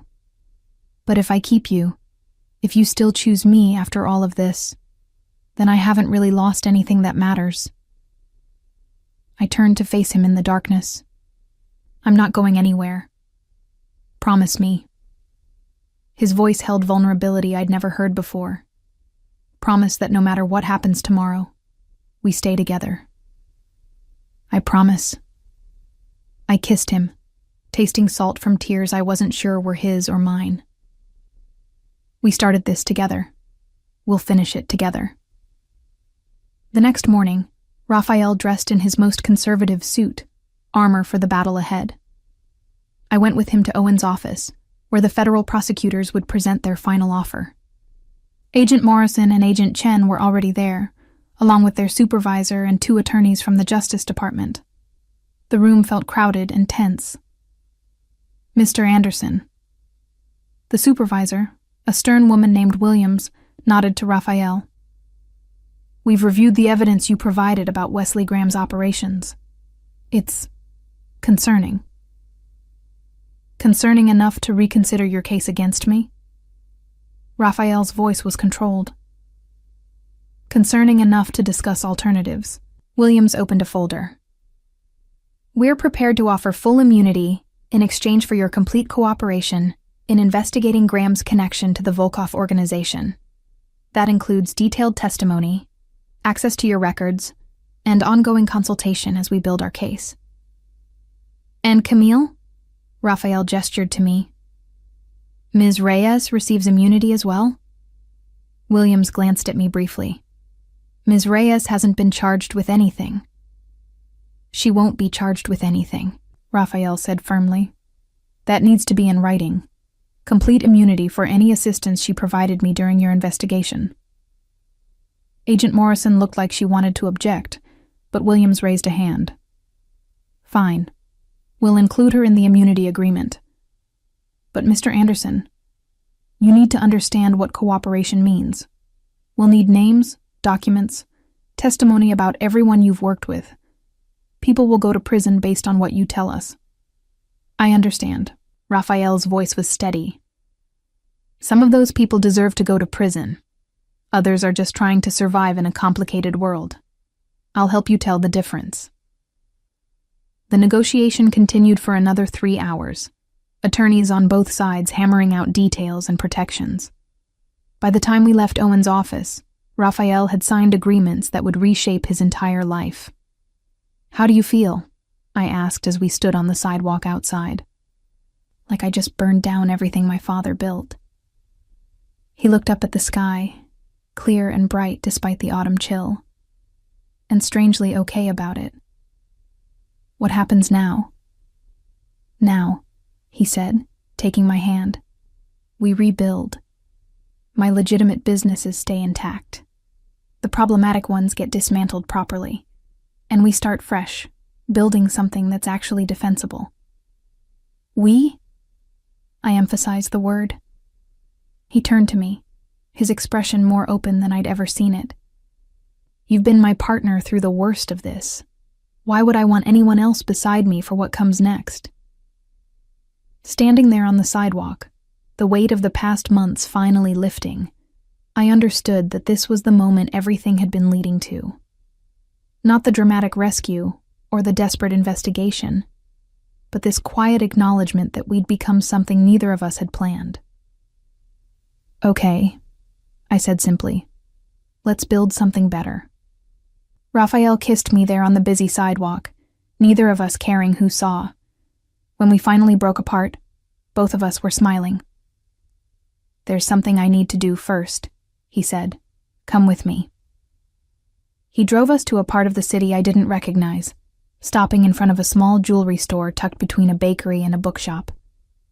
Inside, the proprietor greeted Raphael like an old friend. Mr. Anderson, I've been expecting you. The jeweler produced a small velvet box, just as you specified. Raphael opened the box, revealing a ring that took my breath away. Not ostentatious or massive, but perfect. A single diamond set in a delicate band that looked like it had been designed specifically for my hand. He turned to me, the box still open. I had this made 3 weeks ago, before we knew how the investigation would end. Because regardless of what happened with federal prosecutors, or Wesley Graham or any of it, I knew I wanted forever with you, My heart hammered against my ribs. Rafael, Camille Reyes. He took my hand, his voice steady despite the emotion in his eyes. You're the bravest, most brilliant person I've ever met. You've stood with me through darkness, helped me find light, and made me believe I could be better than my worst choices. Will you marry me? I should have worried about timelines or propriety or any number of practical concerns. Instead, I thought about the man before me, flawed and complicated, but also honest in ways that mattered most. Someone who'd trusted me with his darkest secrets, and then worked to become worthy of that trust. Yes, I said, tears streaming down my face. Yes, absolutely yes. He slid the ring onto my finger, and it fit perfectly. Of course it did. Rafael never did anything without meticulous planning. We stood there in the small jewelry store, holding each other while the proprietor beamed and the world continued outside. Tomorrow would bring new challenges. The investigation would continue.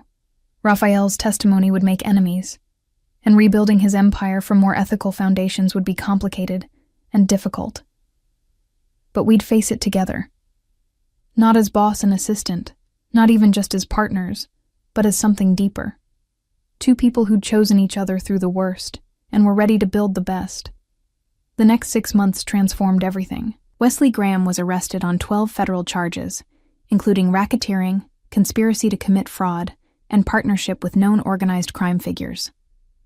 The evidence we'd compiled, combined with Dmitry Petrov's testimony and Rafael's cooperation, built a case so airtight that Wesley's lawyers advised him to take a plea deal. 20 years minimum. The man who'd tried to destroy Rafael ended up destroying himself. Rafael's testimony proved invaluable to federal investigators, helping them understand the complex web of relationships and obligations that defined the world he'd inhabited. He drew clear lines between those who were genuinely dangerous and those who'd been trapped by circumstance, earning grudging respect from prosecutors who'd expected a typical criminal turning on his associates scenario. But the real work happened in the aftermath. Dismantling the problematic aspects of Rafael's empire while preserving what was legitimate proved more complex than anyone anticipated. That's where I came in.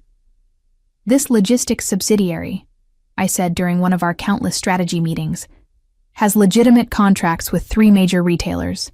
We can't just dissolve it without breaching those contracts and opening us to lawsuits. Owen nodded, making notes. So we restructure instead of dissolve. New ownership structure, complete financial transparency, independent board oversight. Exactly. I pulled up another document. Same with the shipping operation. The business itself is legal. We just need to completely overhaul how it's managed. Rafael watched me work with an expression I'd learned to recognize, pride mixed with something deeper. We'd been engaged for 4 months, but we'd postponed wedding planning until the worst of the legal complications were resolved. You're brilliant at this, he observed after Owen left. I'm organized. I closed my laptop. There's a difference. No, you're brilliant. He pulled me onto his lap, a gesture that had become natural over months of working side by side. You see patterns and possibilities I miss. You understand how to rebuild structures I only knew how to inherit. I kissed him, soft and brief. We make a good team. The best team. His arms tightened around me. Which is why I have a proposition for you. Another one? I raised an eyebrow. You've already convinced me to marry you and restructure your entire corporate empire. What's left? Partner with me. Officially. He shifted so we were face to face. Not as my assistant or my fiancé Rosie, though you're both of those. As my business partner, co-CEO of the new Anderson Enterprises. I stared at him.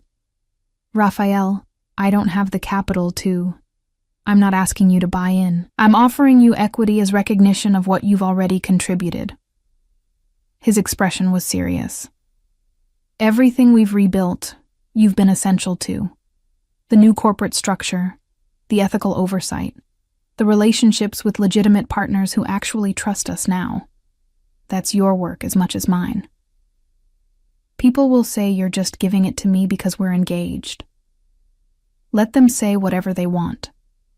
His voice was firm. I know the truth. You've earned this position. You've proven yourself more capable than anyone I've ever worked with. And frankly, I trust your judgment more than my own at this point. The offer was staggering. Not just the financial implications, but what it represented. Raphael was proposing we build something entirely new together, a true partnership in every sense. On one condition, I said finally, name it. We establish real oversight. Board members who aren't on your payroll, independent auditors who report publicly, complete financial transparency. I met his gaze steadily. If we're rebuilding, we do it right. No shadows, no compromises. Something like relief crossed his face. I was hoping you'd say that. Were you testing me? No. I was making sure we were aligned. He kissed me gently. I don't want to build another empire that requires constant defending. I want to build something we can be proud of. Then yes. I smiled. I'll be your partner. The announcement of my promotion from assistant to co-CEO caused exactly the stir Raphael had predicted. Business journalists questioned my qualifications. Social media speculated about nepotism and inappropriate relationships. Several of Raphael's former associates called to express concern that he was making emotional decisions rather than strategic ones. Raphael's response was characteristically direct. He released a statement detailing my role in restructuring the company, including specifics about the systems I'd designed and the relationships I'd rebuilt. He provided testimony from Owen and other executives about my competence, and he made it clear that anyone who couldn't accept my position was welcome to sever their business relationships with Anderson Enterprises. You didn't have to do all that, I said after reading his statement. Yes, I did. He was reviewing contracts at his desk, now our desk. In the office, we'd redesigned to accommodate both of us. I won't have people dismissing your achievements because they're uncomfortable with our relationship. Some of them have legitimate concerns about professional boundaries. And I address those by providing evidence of your qualifications. He looked up. Camille, you need to stop minimizing your own abilities. You're not my assistant anymore. You're my equal partner. Start acting like it. The bluntness made me laugh. That's quite a tone to take with your fiancé Key and business partner. Someone has to push you past your imposter syndrome. But he smiled. Though I'll try to be more diplomatic in board meetings. Adjusting to the new dynamic took time. I'd spent 2 years deferring to Raphael professionally, and shifting to actual partnership required conscious effort. But gradually I found my footing. In board meetings, I challenged his proposals when I disagreed. In negotiations, I presented my own strategies, rather than simply supporting his. In the office, we shared, we debated and compromised, and occasionally argued like actual equals. The business community's perception shifted too, as people realized I wasn't just a decorative partner, but someone who genuinely understood corporate restructuring and ethical business practices. Trade publications started asking for my perspective on business ethics. I was invited to speak at conferences about rebuilding trust after crisis. You're becoming famous, Raphael teased one evening, reading an article that quoted me extensively about corporate transparency. I'm becoming useful, I corrected. There's a difference. You've always been useful. He pulled me closer on the couch where we'd been reading. Now you're just useful to more people. 6 months into our partnership, Anderson Enterprises had transformed entirely. The problematic subsidiaries were gone, restructured or sold to legitimate buyers. The remaining operations operated with transparency that would have been unthinkable in the old regime. Profits were down initially, but stabilizing as we built relationships with partners who valued ethical operations. We're going to be fine, Owen reported during a quarterly review. Not as profitable as the old structure, but sustainable and defensible. You've built something legitimate. We've built something legitimate, I corrected, gesturing to Raphael. This wasn't just me. It mostly was you, Raphael said honestly. I was willing to rebuild. You knew how to actually do it. The wedding planning finally began in earnest as our legal and business complications resolved. We'd originally discussed something small, but my practical nature clashed with Raphael's desire to celebrate properly. I want people to see us, he explained one evening as we reviewed venue options. Not hiding, not apologizing for what we are. I want to marry you in front of everyone who matters and declare that I'm the luckiest man alive. His romantic streak, rarely shown publicly, still surprised me sometimes. You know I don't need the grand gesture. I know. He kissed my temple. But I do. Let me give you this. We compromised on an elegant ceremony at a historic venue downtown. Not ostentatious, but undeniably significant. I invited the handful of friends who'd stuck with me through the chaos. Raphael invited the business associates who'd proven loyal during the investigation, plus Owen and the few family members he'd remained close to. One person was conspicuously absent from both lists. Did you invite your mother? I asked Raphael 2 weeks before the wedding. His expression closed slightly. No. Raphael? She made her position clear when the investigation started. His voice was flat. She said I'd dishonored my father's legacy, that I'd betrayed everything he built. She hasn't spoken to me since. I'd known his relationship with his mother was strained, but not the extent of the break. I'm sorry. Don't be. He pulled me closer. She chose his memory over her living son. That tells me everything I need to know about her priorities. Still, she should be at your wedding. You're all the family I need. His hand found mine, fingers intertwining. You, and whatever future we build together. The night before our wedding, I couldn't sleep. Not from nerves, but from the surreal awareness of how far we'd come. 2 years ago, I'd been a cautious assistant maintaining careful boundaries. Now I was about to become Raphael Anderson's wife and business partner, co-CEO of a company we'd rebuilt from ethical foundations. Raphael found me on the balcony of his penthouse at 2 a.m., wrapped in one of his shirts, staring at the city lights. Can't sleep? He asked, joining me. Too much thinking. I leaned into him.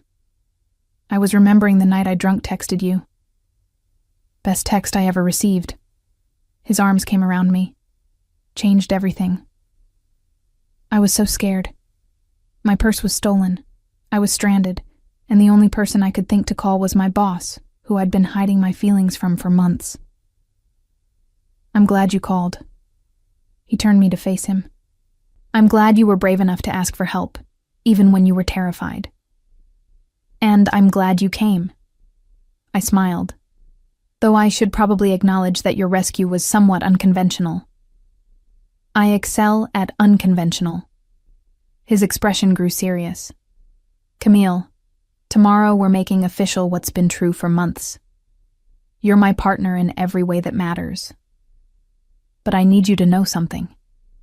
What? If you ever want out, if this life becomes too much or too complicated or just not what you want anymore, I'll let you go. His voice was steady despite the pain in his eyes. I won't like it, but I'll respect it. You're not trapped just because we're getting married. The vulnerability in his confession made my chest ache. Raphael Anderson, I am not going anywhere. Not tomorrow, not next year, not ever. You're stuck with me. Promise? The word held hope and fear in equal measure. I promise. I kissed him, slow and deep. For better or worse, remember? We start saying that officially tomorrow. The wedding was perfect. Not because everything went flawlessly, but because it was ours. I walked down the aisle to Raphael, waiting with an expression of such open love that I nearly cried before reaching him. Owen stood as his best man, having evolved from attorney to genuine friend through the months of crisis. Hadley, my friend from that birthday night that started everything, stood as my maid of honor. We gather today, the officiant began, to witness the union of two people who've built something extraordinary together. The ceremony was traditional in structure, but personal in content. We'd written our own vows, promising partnership and honesty and the courage to keep choosing each other through whatever challenges came. "I promise," Raphael said, his voice steady despite the emotion in his eyes, "to be worthy of your trust, to build with you, rather than for you, to see you as my equal in all things, even when you forget it yourself." "I promise," I replied, "to challenge you when you need it and support you when you don't. To build something we can both be proud of. To stay, even when staying is hard." When we kissed as husband and wife, the applause from our guests seemed distant compared to the rightness of the moment. This was what we'd been building toward through midnight strategy sessions and federal negotiations and countless acts of choosing each other. The reception was a celebration not just of our marriage, but of survival. People who'd stood by Raphael through investigation and restructuring raised glasses to the couple who'd emerged stronger. Business partners who'd given us a chance when others wouldn't, offered congratulations and genuine friendship. "You did good, boss," Owen said, cornering Raphael during the reception. "Or should I say, bosses, plural." "She's the real boss," Raphael replied, watching me talk to a group of executives from companies we were hoping to partner with. "I'm just along for the ride at this point." "You know that's not true." Owen's expression grew serious. "What you've built here, both of you, it's remarkable. Legitimate, ethical, and still profitable. Your father would be disappointed." Raphael's voice was flat. "But I'm okay with that. I'd rather have this than his approval." Later, as Raphael and I danced to our first song as husband and wife, he pulled me closer. "No regrets?" he murmured against my hair. "Not one." I looked up at him. "You?" "Only that I didn't crash that birthday party and kidnap you 2 years earlier." His smile was genuine. "Would have saved us a lot of unnecessary distance." The distance was necessary. I rested my head on his shoulder. "We weren't ready for this then. We are now." 6 months after the wedding, we celebrated another milestone. Anderson Enterprises posted its first profitable quarter under the new ethical structure. Not as profitable as the old regime's peak, but sustainable and growing.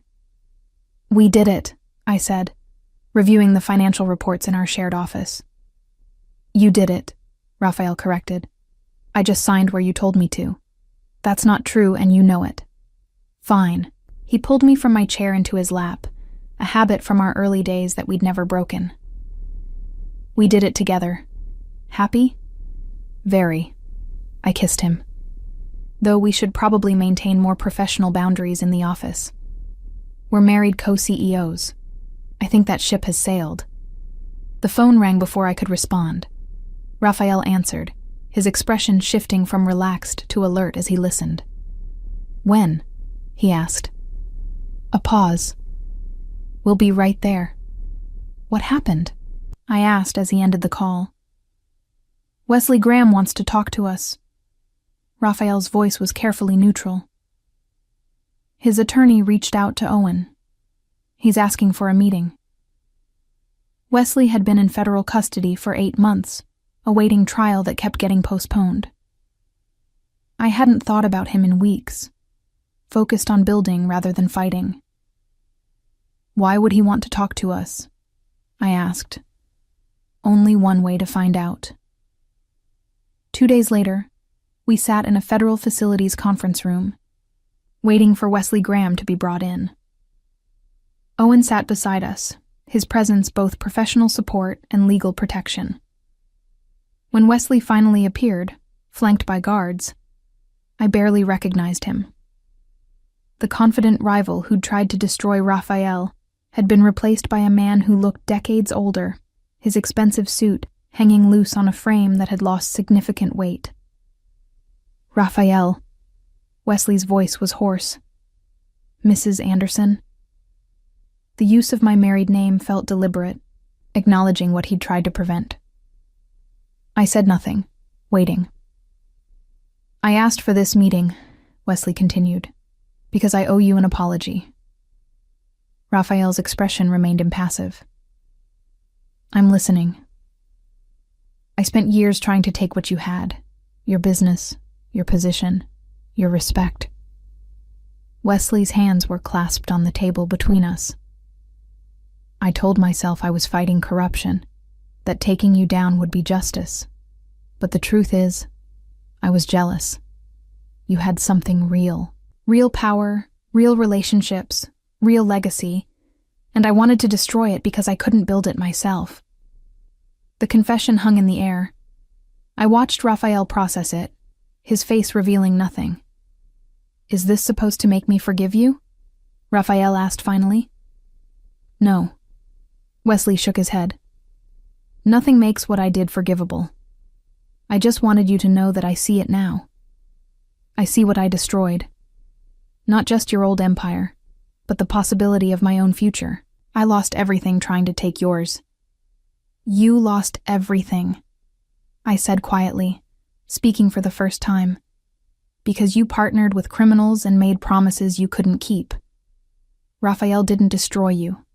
You destroyed yourself. Wesley's gaze shifted to me. You're right. And that's the hardest part. If I'd focused on building something legitimate instead of tearing down what you had, I might actually have succeeded. Instead, I'm going to prison for 20 years while you two are building exactly what I claim to want. The irony wasn't lost on any of us. Why tell us this?